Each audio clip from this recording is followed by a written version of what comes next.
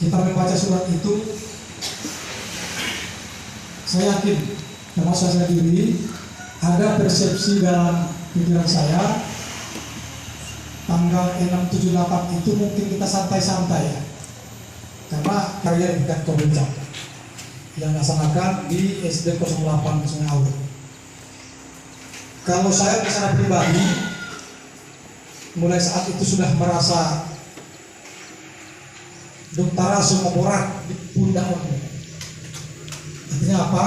Betapa beratnya beban akan kita pikul untuk memasuki tahun ajaran baru 2023-2024. Cintanya, sehingga nanti yang dengan hasil pekerjaan kita itu saat bersama-sama, yang mungkin nanti bisa merubah warna itu. Artinya meningkatkan mutunya. Nah, dari persentase sekian menjadi persentase sekian. Itu tugas pertama yang versi yang tertangkap oleh saya, dan mau tidak mau harus kita eksekusi sekarang mungkin di sekolah. Nah, kalau kita lengah atau mungkin nanti saling tunggu. Kami bertiga sepakat loka karya kita laksanakan secara umum, yaitu di gugus kita, gugus tempat kita pada final. Alhamdulillah hari ini terlaksana sesuai apa yang kita rencanakan. Kemudian kita juga tidak lupa-lupanya mengirimkan salawat kepada junjungan kita baginda Rasulullah Shallallahu Alaihi Wasallam yang berupa Allahumma sholli ala Sayyidina Muhammad wa ala ali Sayyidina Muhammad.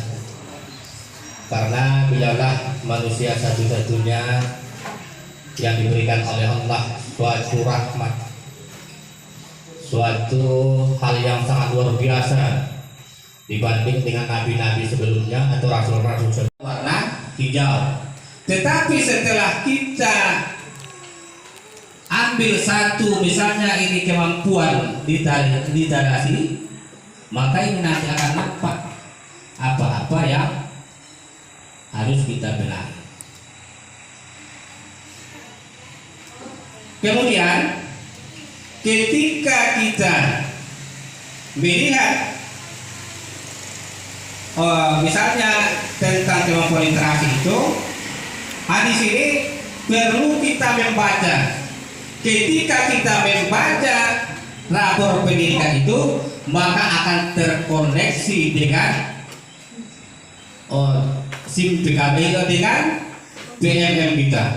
Oleh sebab itu Bapak Ibu, kita harus betul-betul bagaimana cara, walau bagaimanapun kita berusaha untuk ikut berpartisipasi di dalam PMM, karena ini erat kaitannya dengan rapor mutu kita.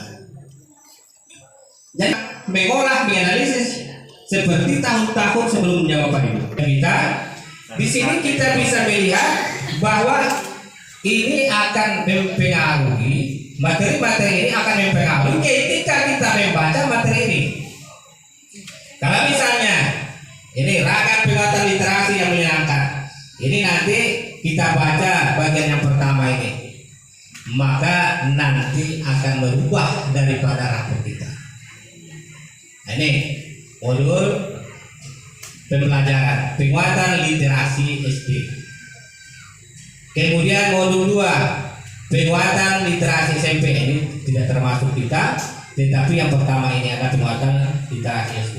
Kalau kita membuka ini, maka ini yang harus kita kerjakan Bapak Ibu. Nih, kalau seperti ini, kalau centang sudah ada warna hijau, ini sudah kita kerjakan Bapak Ibu. Ini sudah kita kerjakan. Kemudian sampai nanti prosesnya ini sudah kita kerjakan. Tetapi tentu kalau kita kerjakan sekarang tidak akan terinput untuk perubahan sekarang juga, tetapi nanti sampai di 2024 misalnya. Tetapi yang jelas ketika kita membuka rapor mutu, rapor pendidikan, melaksanakan PMM di kelas masing-masing, masih banyak yang bingung. Begitu juga dengan saya, sebenarnya Bapak Ibu sama bingung dengan apa sih P5, bagaimana sih penilaiannya, bagaimana bisa diterapkan P5 ini. Nah, itu yang akan kita bahas di sini Bapak Ibu. Apa itu P5 dan bagaimana dia bentuknya dan pengerjaannya, penilaiannya serta rapornya Bapak Ibu.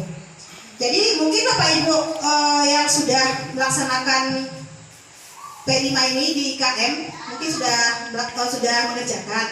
Begitu juga dengan rapornya mungkin sudah selesai juga. Cuma di sini saya ulas kembali sedikit tentang P5 ini agar lebih dipahami lagi Bapak Ibu.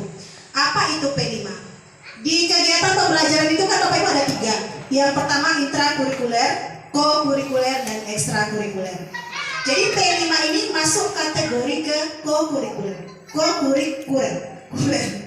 Jadi co-kurikuler ini kalau yang intra, yang mata pelajaran kita Bapak Ibu, IPAS, PKN, yang bahasa Inggris, yang bahasa Indonesia itu intra. Yang co ini adalah P5. Sedangkan ekstranya kegiatan ekstra yang kita lakukan. Nah itu dia.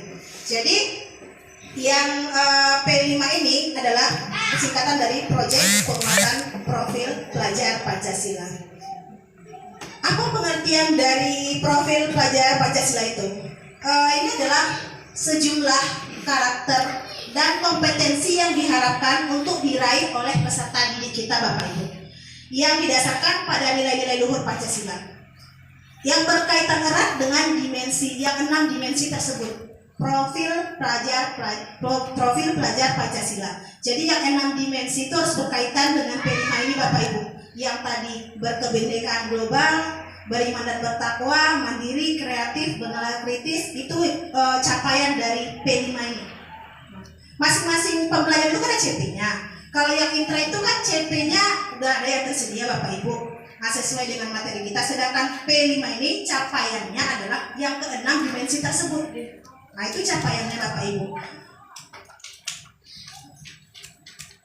Kegunaan profil pelajar Pancasila. Yang pertama, menerjemahkan tujuan dan visi pendidikan ke dalam format yang lebih mudah dipahami oleh seluruh pemangku kepentingan pendidikan.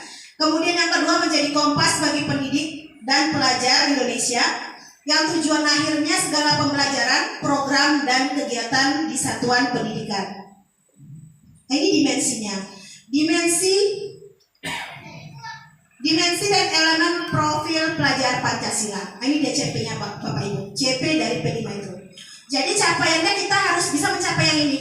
Yang ada 6, beriman, bertakwa kepada Tuhan Yang Maha Esa dan berakhlak mulia, berkebinekaan global, kemudian mandiri, kreatif, lalu bernalar kritis. Nah, ini yang akan kita capai dalam P5 tersebut.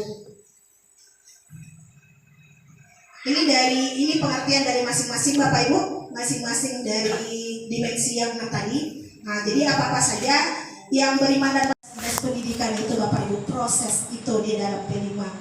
Jadi ini dia temanya dan bagaimana gambaran pelaksanaan P5 ini. Sudah saya menjelaskan tadi Bapak Ibu bahwa P5 ini merupakan kegiatan co-kurikuler. Bagaimana Bu, misalnya P5 ini kapan dilaksanakan? Itu tergantung sekolah masing-masing. Boleh di setiap akhir pembelajaran, boleh kita ambil 1 hari seperti yang jadwal pelajaran datang dari pusat hari Sabtu saja yang P5 boleh, terserah Bapak Ibu. Jadi apakah P5 ini tidak ada di intrakurikuler? Ada, bisa. Nah, karena kan di intrakurikuler misalnya pelajaran IPAS, kita kan juga mengerjakan proyek di sana Bapak Ibu. Nah, cuma perbedaannya dengan P5, kalau misalnya kita kerjakan P5 di intra, itu kan yang perbedaannya adalah capaiannya Bapak Ibu. Kalau misalnya di intra kan capaiannya udah ada. Kalau yang ini capaiannya harus bertujuan ke 6 dimensi tadi. Yang ke-6 tadi yang berakhlak mulia, yang bergotong royong, bernalar